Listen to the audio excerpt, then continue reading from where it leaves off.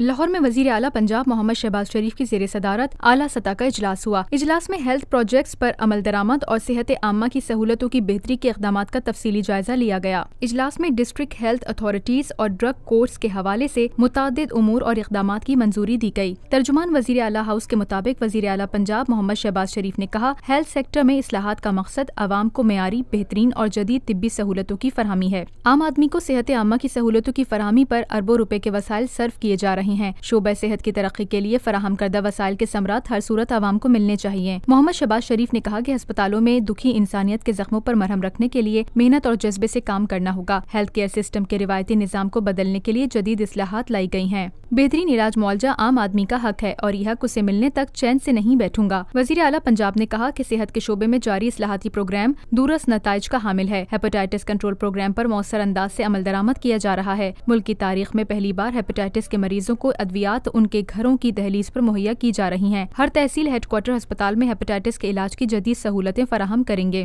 وزیر اعلیٰ پنجاب محمد شہباز شریف نے مزید کہا کہ جدید طبی سہولتوں سے آراستہ ہیپاٹائٹس فلٹر کلینکس کے قیام کے پروگرام کو تیزی سے آگے بڑھایا جائے۔ ہیپاٹائٹس ٹی بی جیسے امراض کی روک تھام اور علاج کے حوالے سے عوام میں شعور اجاگر کیا جائے۔ اس حوالے سے بھرپور آگہی مہم تیار کی جائے۔ رورل ایمبولینس سروس کامیابی سے جاری ہے، اسے مزید توسیع دی جائے گی۔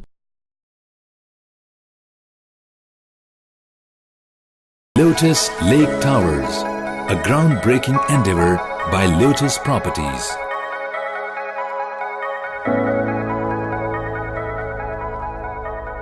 پاکستان بھر میں نمائندگان کا وسیع نیٹ ورک، ہر خبر جاننے کے لیے دیکھتے رہیے TNN TV۔